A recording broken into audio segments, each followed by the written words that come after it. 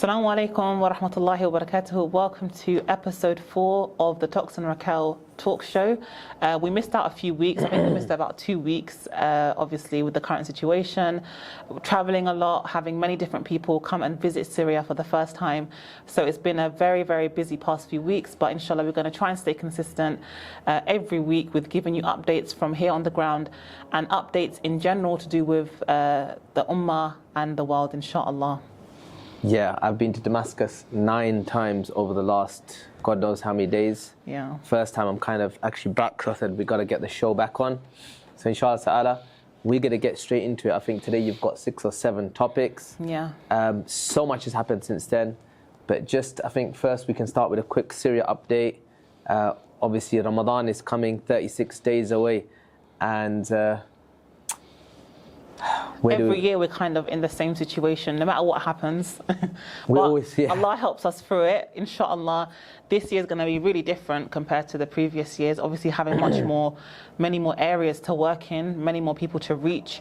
Obviously now we've got to get the real work done and get all of our research done and plan our campaigns and get everything set up. You see, it's one of those things, subhanAllah, where every year, like she said, well, I'm always making dua. I'm so worried, like how are we going to raise the funds that we need to continue the projects? Yeah. And then somehow Allah subhanahu wa ta'ala sends us help, and we always say, you know what, we need to be 3 months before Ramadan, we need to be ready, we need to have our marketing campaign. And the reality is, we don't do no ads, we don't do no marketing. We're not that great at marketing, to be honest. Yeah. And this is what other charities are great at, and they end up raising tons and tons of money. But you know what the reality is? The reality is that most of the charities that people donate to don't actually implement the work themselves. They just give it on to third parties. And that's the saddest thing about it. So inshallah, if there is marketing expertise, people out there, like we've literally been so busy, we couldn't even do this show. Yeah. And we lack on feedback and these things. Why? Because we're on the ground, we've got our teams out there mobilizing, we're implementing for so many other charities. And that's some of the stuff that you guys don't see. But inshallah, I hope this Ramadan we can show you guys our whole project. We're going to be letting people know what Live Updates is, what Iqra is, and kind of the history over the last 13 years. Yeah. And inshallah ta'ala, hopefully, you know, we are going to be showing the difference between our work and everybody else. And this is the reality. A lot of people are jumping on the bandwagon again now because Syria is in the news. But the reality is, many of these charities don't have much to show for it. Alhamdulillah, we have a plethora, a massive profile of work, and inshallah, I hope Allah gives us the tawfiq and the ability that we can show that to you, so you can understand why we're different and why we need your support. Ameen. And even just over the past year, we've gained so many new followers, so many new people on our Instagram, on our YouTube, and on our other accounts as well. So hopefully we'll try and do some videos explaining what we're going to be aiming for this Ramadan. Obviously, a new thing that we're going to be trying to do is rebuild homes here in Syria, as many families are still living in camps. And one of our aims is to be amongst those that are really trying to work hard to put these families back into homes and get rid of the refugee camps, which is going to be a big part of our Ramadan A lot of people campaign. want to go back to their own areas, so we're building homes in our super village, but we're also going to be rebuilding homes, sending people back to their own village. A lot of people want to go back to the villages, but their homes are completely destroyed. Yeah. So that being said, anyone who wants to help us, please do reach out. I know sometimes we're slow with the messages and stuff, but inshallah ta'ala, now hopefully the doors are open to Syria. Hopefully we will have people who want to come out, who can work, benefit the project as well. These are all possibilities, inshallah ta'ala. I think another topic, just before we start the more deeper topics that we should discuss, is a lot of people have asked, what's the situation like coming to Syria, and maybe just as a holiday or coming to see the historic Islamic history here, coming to see the situation. What would you say to people asking about coming out here to Syria? I'd say, yeah, people should definitely venture out. It's an amazing place. The feeling is great right now. But it depends. If you're coming for a holiday, if you're coming for hijrah, if you're coming, so many people are contacting us. We are going to be also, I'm giving you the early news, having some kind of hijrah and service, some kind of deployment service, tours as well. And all of that is going to be coming soon, inshallah. So please do stay tuned. Generally, the Syria update, because that's what we were supposed to start with and we went somewhere else, is that situation on the ground is good. There's a lot of optimism. But obviously now, this is where slowly now that excitement, that victory, eventually things will start to kind of level out, where people will start thinking we need to get back to our real lives, we need to start getting back to trying to earn a living and survive and rebuild this country. But the main kind of issues right now, there are some small territories, sporadic areas where there are some security issues, where remnants of the Bashar regime are causing problems. The new government, the brothers are finding lots of drugs, Captagon factories that were being run by Mahar al-Assad, Bashar's brother. I was supposed to go film in one, I just didn't get time to do that as well. But so there's lots of different things going on, and the most important thing right now is that there's still battles going on. Many people think that all of Syria is free, but it's not. The east of Syria, Deir ez-Zor, Raqqa, these are controlled by the SDF, the Syrian Democratic Forces, labeled that, but as we know, they're really the PKK, the Kurdish militia forces, and they are holding onto territories in the east. So battles have started to free those territories, and hopefully Syria can all become one once again. Inshallah, inshallah. So obviously there's been a lot happening in the news this week, so we wanted to talk about stuff other than Syria. One of the big things that happened was the ceasefire in Gaza, and being here in Syria, subhanAllah, and we was in Damascus at the time when the ceasefire was announced, and you feel so close to Palestine, there was such a mix of emotions, mixed messages that we was getting from people from here within Syria. And we even, alhamdulillah, was able to visit the Yarmouk camp, which went through, with the people that were living there, went through so much during the war here. And this was actually the day after the ceasefire was announced. We managed to visit Yarmouk camp, where basically after the Nakba, hundreds of thousands of Palestinians sought refuge in Yarmouk camp. So with the Gaza ceasefire, I feel that, inshallah, for the time being, it's good news, but is this a permanent solution? Is this victory? Can we call this 100% victory for the Ummah? I think obviously we're all happy at the Gaza ceasefire. We don't want to see our brothers and sisters killed any more mercilessly as they were.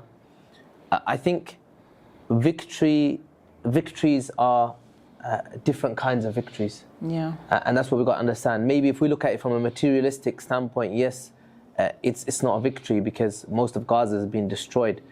But if we look at it from a different perspective, we look at it from a battle of hearts and minds, then there's definitely a victory there. The majority of the world stand with Palestine. Even people now in America have started asking questions. Why are we spending so much money on bolstering and supporting Israel when we have problems in our own country? That's the first time these questions have been asked. So that's going to have effects long term. Yeah. It might not happen today, but other people will come in, will want to change policy, will want to be a part of politics, and hopefully pull away from these Israeli lobbies, etc.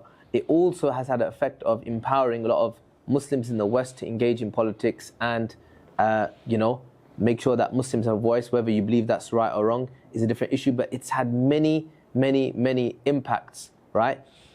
Even so much so that I would say that Gaza and what happened in Gaza had a direct impact on the victory here in Syria. Yeah. Such is Gaza. So powerful, so symbolic, so spiritual, that what happened with the operation over there, the resistance over there, and the war over there, nobody can say that the victory in Syria wasn't linked to that. So this Gaza ceasefire, inshallah, I definitely see it as a victory. Yeah. But it means we still have a hell of a lot more work to do to support our brothers and sisters. And inshallah, once those doors open, we hope that, maybe we can even get to Gaza, inshallah. Inshallah. Obviously, the past week, people have been saying, we've heard a lot from here within Syria that, alhamdulillah, now it's Syria, the fall of the Assad regime. Inshallah, the same could happen in Palestine. And, even, subhanAllah, the Syrians themselves are saying, look, the victory for Gaza, inshallah, will come from Palestine. And inshallah, we really make dua that Allah will allow the Muslims to have full victory over the Muslim lands and, subhanAllah, end the oppression and the killing. Because, in my heart, I feel that I hope this ceasefire isn't just temporary. is a temporary agreement, and then we go back to seeing our Muslim brothers and sisters in Palestine being killed. Not just the Muslims, even the Christians have gone through oppression and have been killed within Gaza. So this isn't just an Islamic thing, it's a humanity thing. And that's where kind of, you really see that, how could the world allow this to have gone on for so many years? I think obviously there's a lot of double standards in it. And even now, when we talk about, for example, Dr. Aafia Siddiqui, someone who's long been languishing in the prisons, American prisons. People are speaking about Bashar al-Assad's prisons and the torture and the things that he was doing. But of course, the West was complicit. They knew that these things were happening. This wasn't a secret. But similarly, these kind of things are happening in the Western world. Dr. Aafia Siddiqui is one of those cases. Alhamdulillah, the Dr. Aafia Siddiqui campaign recently was stronger than ever. MashaAllah, many people came out, alhamdulillah, many influencers came out and spoke as well. Alhamdulillah, may Allah bless every single person who spoke for her. Over 1 million people signed the petition. But unfortunately, the shaitan, Joe Biden, refused clemency for Dr. Aafia Siddiqui. But it doesn't mean that we give up. No, definitely not. It doesn't mean that we give up just because we signed this petition, it didn't work. Doesn't mean we give up. We must try something else. Definitely. We must continue. I think we need to ask ourselves, are these petitions doing the job that we need? Obviously, in terms of raising awareness and getting people to learn about Aafia Siddiqui's situation and her case. Alhamdulillah, it's really raising the awareness. But in terms of freeing our sister, we need to see, are these petitions doing the job? Do we need to take it down another road? What more can be done? I think that's what a lot of people say, like, oh, look at this petition, didn't work, blah, blah, blah.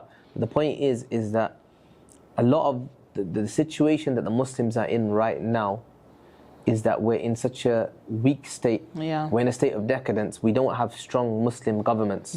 Unfortunately, most of our governments, they're sellouts.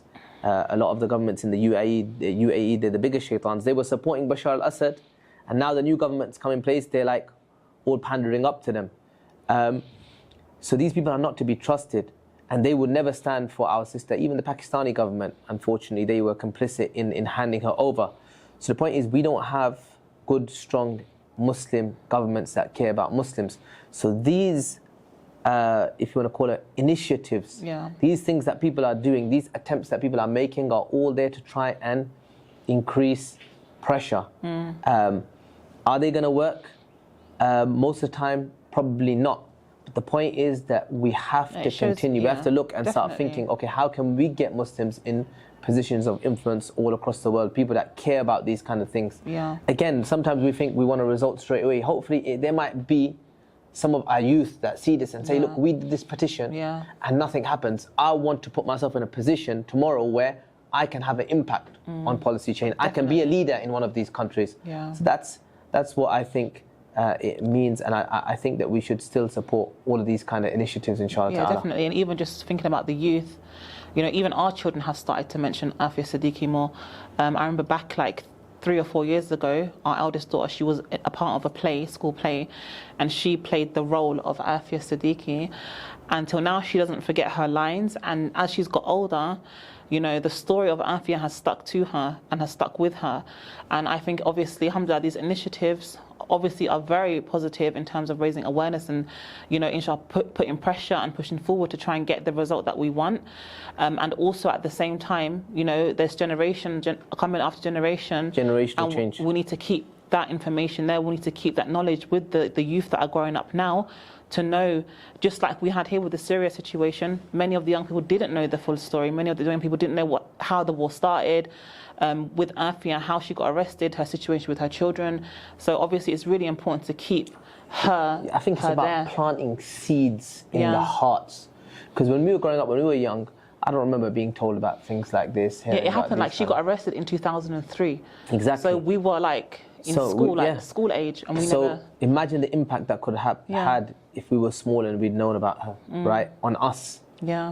So these things, these issues, being at the forefront of Muslim homes, Muslim children hearing this is very important, because inshallah ta'ala, hopefully, from amongst them will come someone who will stand for justice, inshallah ta'ala. Inshallah. So the next topic that we have, which is recently, today, come in the news, that the Taliban has rejected Trump's demand to return $7 billion worth in military equipment. Yeah, so obviously the Americans, when they left Afghanistan, they left in a haste. Yeah. It was kind of a, what do you want to call it, a debacle of epic proportions, scrambling, people trying to get onto jets. A lot of those people who were there, coalition partners, the people that fought for them, they ended up leaving them behind.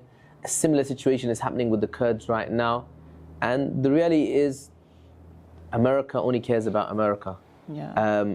It's really sad to think of like how much damage they caused in Afghanistan, how many lives, you know, they took, and how much damage within for family, society, infrastructure, everything.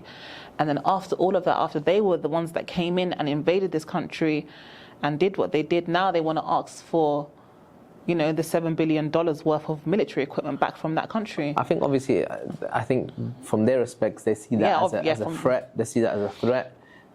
All of these countries know, even with the situation here in Syria, they know that if any people who are for Islam, they are going to be people who are for justice, right? And that has a direct implication, or they're going to be opposed to a lot of these Western governments, because we being born in the West, we can see the double standards clearly. Yeah. The double standards. When the West speaks about justice, unfortunately, there are gross misrepresentations of justice in the West. There's kind of you could say, a bubble that exists for people within that country. Yeah. But everybody else outside that bubble, the injustice is real. And that's why a lot of people don't want to talk about it, but people don't hate the West or hate people who live in the West just because they're white or just because they're from a certain ethnic race or because they hate their lifestyle. They couldn't care less about your lifestyle. Live your life, do what you want to do. But a lot of people that have been in these countries, like Afghanistan, like Iraq, places that have been smashed by the West, dislike these countries because of their foreign policy. And you can't say this is an extremist view, because we was listening to Mahdi Hassan's podcast with Huda Katan, and she was saying the exact same thing. You know, she now lives in Dubai. She openly says she hates America, not because of she's an extremist, but because of what they've become. Because of what they've become. And obviously the law and how things have changed over the years from when she was growing up there. Even when she was growing up, she had a hard time there. So, you know, this type of view and what you know, the West has put, you know, the minorities under, you know, this is kind of the, how do you say, this is what it breeds. This is what, you know, the whole injustice and the whole justice system, it has bred this kind of hate towards, you know, the West. Yeah, I think it's foreign policy, isn't it? I think generally inside Western countries, there is, you could say, problems for certain minorities, but they still live generally a very good life with good rights, with, you know, good access to amenities, etc., right? But the problem is their foreign policy. And I think Palestine has been a massive, you could say, issue that has really highlighted this for a lot of people, which, alhamdulillah, again, is another victory. So, you wanted to move on to Elon Musk? Yeah, we can move on to Elon Musk, or I think another very important topic to discuss would be Sudan. Okay, let's do Musk. Okay. Obviously, a lot of people are talking about his Nazi salute. Yeah. To be honest, I'm not surprised by these kind of things. Yeah. You know, a lot of these people, eventually the true things that are within their hearts will become clear, become apparent. Now, so for example, one of the things that Elon speaks about, Musk speaks about a lot with Twitter, with X, is freedom of speech, right? And people being free to say what they want to do. But we know, of course, that's not entirely true. Exactly. People's accounts get shut down, etc., etc. Also, at the same time, you've got this TikTok ban now in America. You can't say, not even, you got the TikTok ban, but whilst TikTok is going through this whole, like, okay, ban process, or not ban, like, you can't even comment Free Palestine. Yeah, so there's censorship. It's now anti-Semitic to say Free Palestine, you know. So this is heavy censorship. So I think with a lot of these people, especially with Musk and a lot of these elites, they control the narrative in a smarter way. They can use the algorithm behind the scenes to push their block certain news coming out. And I was watching recently an Israeli analyst, and he was talking about how TikTok was so detrimental to the war on Gaza, the war on Palestine, right? Because of the news that was going out, because One Path Network did a brilliant piece on this. I advise you guys to watch it. And it speaks about the TikTok ban and why they believe that TikTok was banned. And one of the reasons, again, was the Palestine war. If you look at the amount of tweets, 82 million tweets, I think it was, or posts on TikTok that had the hashtag Free Palestine, compared to, I think it was like 11 million or 8 million on Facebook and Instagram, etc. So a far bigger numbers, and obviously that's something that they want to quash. So this Israeli analyst was saying that the war, the bombs and the fighting in Gaza is not the war that we need to win. The war that we need to win is this media war. And he was speaking about TikTok and TikTok being banned. So it's really crazy that these things, people just speaking about these things makes a difference. Because one thing that you guys need to know is, if you see a lot of reformed Zionists, right, that lived in Israel, that were brought up in Israel, they have a whole system inside Israel where they teach the Israelis to hate the Arabs.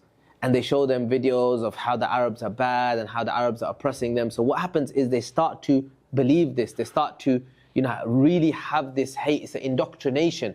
So many of these Reform Zionists, when they came out and say, look, this is what we were taught. We were seeing this in school. We were seeing this when we go to our clubs. We were seeing this wherever we will go. We were being fed this same information. But now with globalization, when these kids in Israel are looking at TikTok, saying, wait a minute, this ain't true. Exactly. And that's having an impact on their policies directly. So that's why the media is so important. It's so important. It's so important for us as well to teach our children, because even like yesterday, me and the kids are watching a movie called Mummies. And even just say, for example, Pharaoh has always been portrayed in kids' programs as just Pharaoh. He's the king of Egypt, you know, he was Pharaoh in a positive manner. In a positive manner. But then when you actually look into what Pharaoh did and how much he was also an oppressor, you know, we have to definitely be able to teach our children, you know, and the youth and anyone that doesn't know the reality, because through media, through films, through all of these, you know, tactics, you know, they will always try and push that message or that agenda that they want people to believe and to abide by. Yes, subhanAllah. So we wanted to speak about Sudan. Let's move on to Sudan, the final topic, before we'll look at some of your comments on some of the previous videos, inshallah. So Sudan, what do you want to talk about? What do you want to say about Sudan? Yeah, obviously I feel, and I think most of the world feels, that Sudan, the situation in Sudan is really forgotten, and it's not, you know, looked at and pushed out in social media. As we just discussed, social media is such a it's a big tool that we should be using. You know, just like how we speak about Syria and we speak about Palestine, we should not forget about what is happening to our brothers and sisters in Sudan, because even right now they're saying that Sudan is basically the worst humanitarian crisis right now on the whole planet. So that surpasses Syria, that surpasses Palestine. I mean, if I could advise you guys, and this is my advice, it's crazy advice, I'll give you the disclaimer before I do. Someone to go to Sudan and open up live updates from Sudan. Start doing humanitarian work, start reporting on the ground, give people information, because there's not enough information coming out from there. Like and when I go on Twitter, it needs someone to risk it. When I go on Twitter and I find like a few videos on the situation, but when you want to find certain facts or statistics, you have to really look around to try and find what's really happening in Sudan and the situation. Obviously there have been videos going out, subhanAllah, and reports going out about the situation of our sisters and how, you know, they have committed suicide because they wouldn't want, they were trying to obviously prevent themselves from being raped by soldiers. So it's crazy. You can't imagine how our ummah is living in Sudan right now. And I think it's really important for everyone to do more in raising awareness, posting and speaking about Sudan, just as we have done with Syria and Palestine. I think with a lot of these conflicts, Racquell, where people struggle is because they see in Sudan now there's two sides, and there's Muslims on both sides. What happens is that people get confused. They're like, how do we decipher what's going on? Now, what people need to understand is that obviously divide and conquer is an old tactic that's been used by the British colonialists, by the British Empire, and by people before that. So the point is that this usage of Muslims fighting Muslims has always been there. We need to actually come in, see which people are the people who are closer to the haqq. Like, when people saw the Syrian revolution in the beginning, they saw Bashar al-Assad, they were like, this guy's a Muslim. And look at the rebels, why are they revolting for no reason? Yeah. But part of our job was to let people know, actually, wait a minute, Bashar al-Assad is not even a Muslim, right? These are the things that he believes. These people don't believe in the Quran, they don't believe in Salah, they don't even believe in Tawheed. They believe in, they're polytheists, right? They're not monotheists, right? And then letting them know that these are the reason why these people, these normal people here in Syria are revolting, because they've been oppressed, they've been abused, etc. That made things clear for a lot of people. Similarly in Sudan, there's going to be a similar situation where one side is going to be allied to people who are criminals, and the other side are going to be the real, deep down, normal people of the country who want their freedom. And that's what needs to be highlighted. Definitely. So, yeah, inshallah, even now, I think if anyone can get me to Sudan, I'm ready. I'm ready. But definitely, even in the time being, before if we do go to Sudan, if anyone knows ways of how to get aid to Sudan, donations into Sudan, what charities are sending aid and money into Sudan, because obviously there's a humanitarian crisis happening right now. Over more than 20 million people face severe hunger. 20 million people, subhanallah. Yeah, it's massive. You know, it's huge. Over 5.6 million people have been displaced. So really, just thinking about the situation here, I don't think we've ever reached a point where we've had that many people in need, or in that you know, face severe hunger like that. I think it's really urgent. I think because Syria as well is a country that's got a lot of resources. Yeah. It's not like arid. Obviously, parts of it are desert, but most of the areas where people actually live are, you know, are fertile lands where you got figs, you got olives, you got all this stuff. I think the situation in Sudan, being an arid land, is going to be much more difficult. So Allah make it easy for the people there. Ameen, ameen. All right, let's wrap up the show because we're going into overtime. I don't even know if we're going in overtime, I don't even know. Let's wrap up the show because we've got so much to do. But let's take some of these comments. Let's have a look at some of your comments. Catherine Anita says, it's so wonderful to see a Muslim woman in Syria speak, and I love that you wear a niqab. When I first watched this episode, I was beaming with pride to hear both of you speaking up. We missed seeing Tox in social media for such a long time. It felt like a loss. We are very proud of you in particular because you came to Syria to contribute. This is such an exciting and joyous time for Syria, and I'm crying with joy checking the news every hour. God bless you. So mashallah, that was on episode really 1. Nice comment. Really That's a nice comment, yeah. And it's crazy because although he wasn't in social media for a long time, we felt it, but we didn't really feel it because we've got so much going on every single day. But then obviously now, alhamdulillah, with the liberation and everything that's happening, with Toki coming back onto social media and doing more videos and stuff, I think people really did miss that. So that's why, alhamdulillah, we made the decision to do the show and to, inshallah, be more consistent.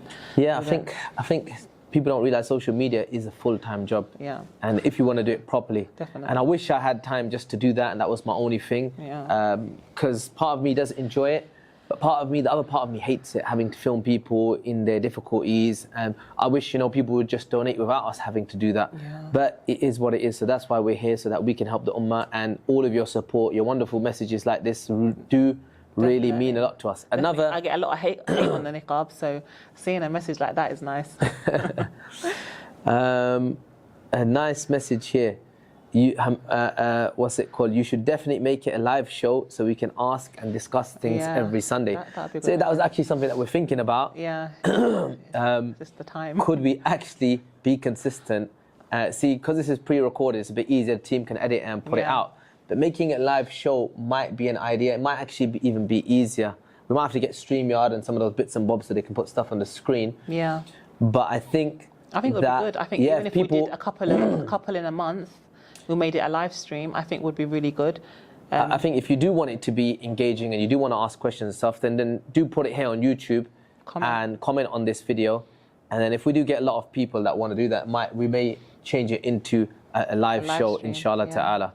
May Allah protect you too. Jazakallah khair. The banter was heartwarming to watch. The topics were excellent and your opinion is appreciated. Jazakallah khairan. We appreciate that a lot. Yeah. So yeah. Yeah, so alhamdulillah, if anyone would like to put any other comments or any other topics, in the comments. Obviously, what we're doing is getting topics that are happening in the news within the past week. But also, if there's anything else that anyone else would like to know about our lives here in Syria, raising children here in Syria, what we do every day in terms of our organisation and charity work, then you can also put that in the comments, and we can also discuss that in future shows. Obviously, there's been a lot of questions about the groups and what the internal situation is here in Syria. We've tried to cover that as much as possible. But also, if anyone has any questions regarding the current situation in terms of groups and leadership here in Syria, then also you can put that in the comments as well. And we will do our best to answer and to give you guys the response needed, inshallah. Someone wrote here, UAE has also funded the RSF in Sudan, aided the USA in bombing Afghanistan, and funded the Egyptian coup to oust Morsi. And Saudi, all the same things, and has all but normalized with Israel. Yeah, this is what I was talking about. I was talking about the fact that we have, a lot of problems with our own Muslim governments. Are they really Muslim governments, or are they puppets of the West? I believe that they are definitely puppets of the West. A lot of people are asking about more info about the Greater Sham project. So I'll give you a little brief intro here, right? Because I'm so busy, maybe I won't get the video out. But this is just for you guys that are asking, because there's 3 or 4 comments here. Go on, what are you going to say? I was going to say, I think it needs a video by itself. I'm going to do a video, but for you guys that are here, it's important to get the word out wherever it is. So the Greater Sham project basically speaks about the importance of Bilad al-Sham and the Ummah in general. Historically, the way things have worked is that Mosul, then Aleppo, then Sham, then Egypt were liberated, then came Palestine. So that's where our compass direction is.